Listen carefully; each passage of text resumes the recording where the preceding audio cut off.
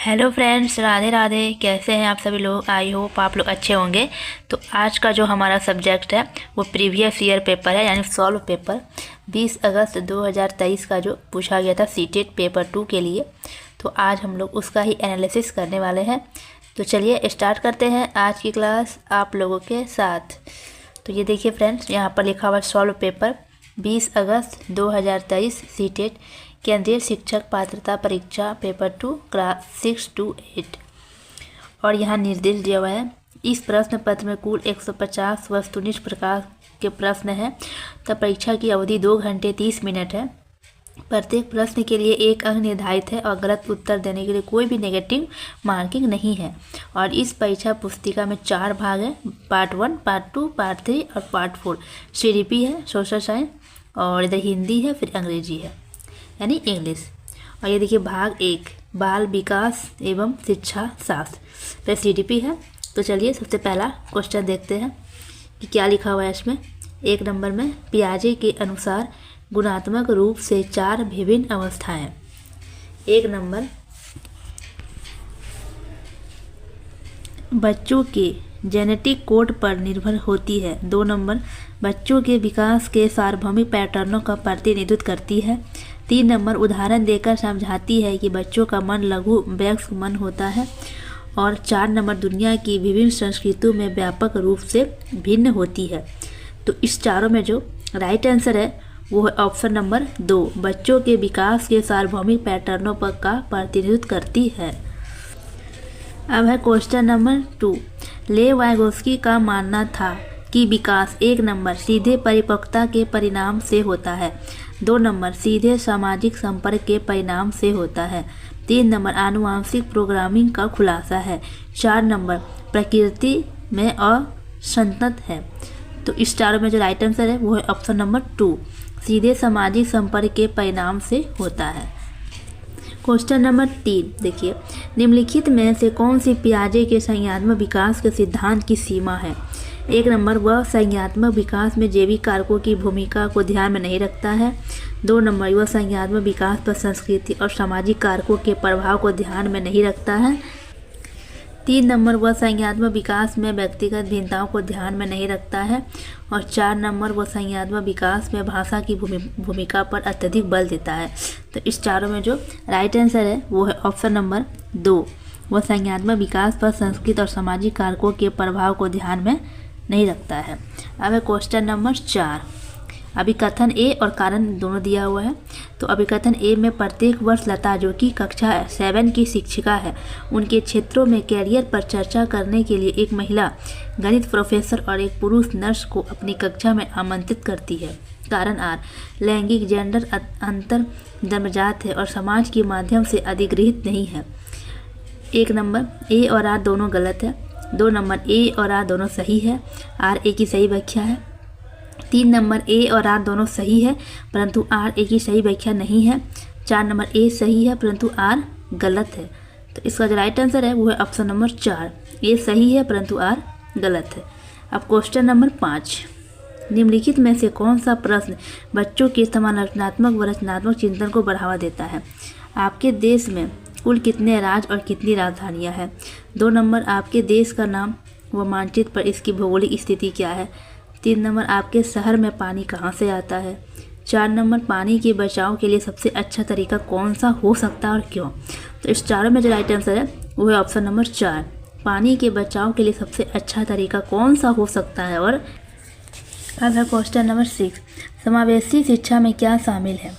1 number विशेष आवश्यकता वाले शिक्षार्थी को केवल व्यावसायिक शिक्षा का प्रावधान। 2 नंबर व्यक्तिगत अंतरों की पहचान के परिणाम स्वरूप पाठ्यचर्या का लचीलापन। 3 नंबर विद्यार्थियों का उनकी योग्यता के आधार पर पृथक्करण व वर्गीकरण करना। 4 नंबर सभी शिक्षार्थी के लिए मानक पाठ्यचर्या। तो इसका राइट आंसर है वो है ऑप्शन नंबर 2, व्यक्तिगत अंतरों की पहचान के परिणाम स्वरूप पाठ्यचर्या में लचीलापन। अब क्वेश्चन नंबर 7, समालोचनात्मक चिंतन में प्रमाण की क्या भूमिका होती है। 1 नंबर समालोचनात्मक चिंतन के लिए प्रमाण अप्रासंगिक होता है। 2 नंबर व्यक्तिगत राय के पक्ष में प्रमाण की उपेक्षा की जानी चाहिए। 3 नंबर प्रमाण को बिना विश्लेषण के स्वीकार किया जाना चाहिए।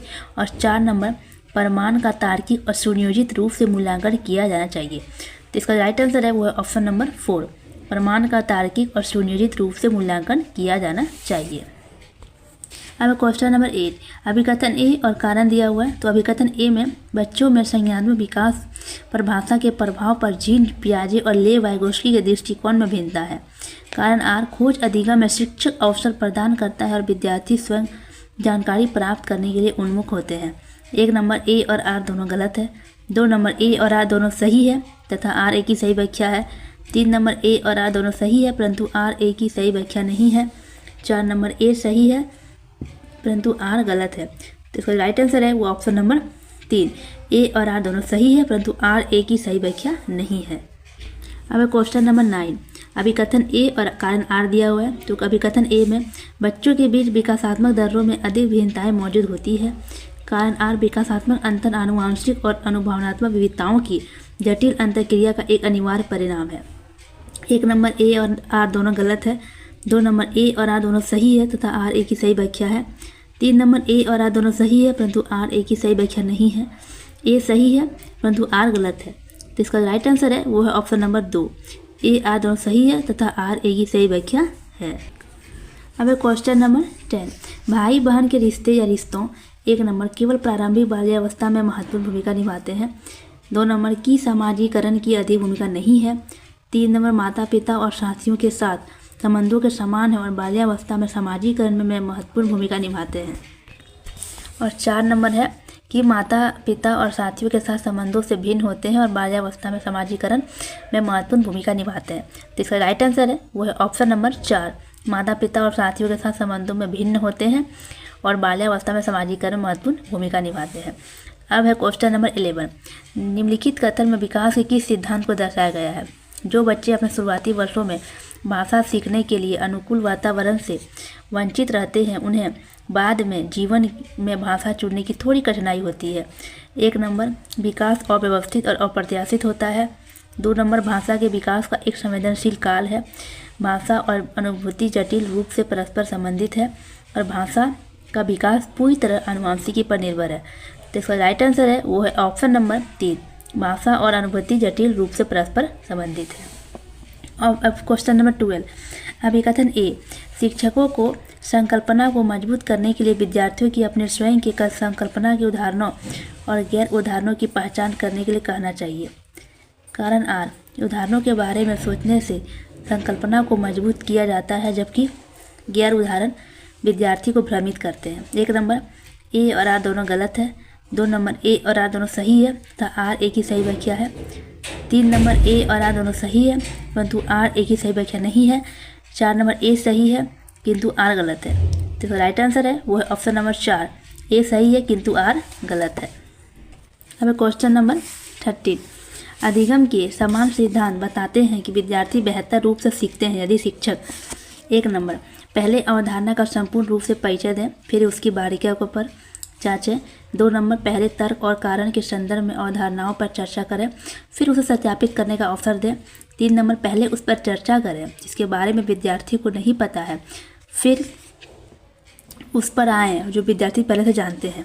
4 नंबर पहले अवधारणा को उसके प्रतीकात्मक रूप से प्रस्तुत करें और फिर उसे भौतिक रूप पर आएँ। तो इसका राइट आंसर है वो है ऑप्शन नंबर 1, पहले अवधारणा का संपूर्ण परिचय दें फिर उसके बाद उसकी बारीकी को जानें। तो कैसा लगा फ्रेंड्स ये आज का हमारा वीडियो 20 अगस्त 2023 का CTP का पेपर। इसके आगे का भी क्वेश्चन है वो आपको नेक्स्ट पार्ट में मिलेंगे। तो अगर वीडियो अच्छा लगा तो वीडियो को लाइक करें, अपने फ्रेंड के साथ ज़रूर शेयर करें। अगर कोई न्यू ज्वाइन किए हैं तो हमारे चैनल को सब्सक्राइब करना न भूलें। मिलते हैं नेक्स्ट वीडियो में, तब तक के लिए बाय एंड टेक केयर।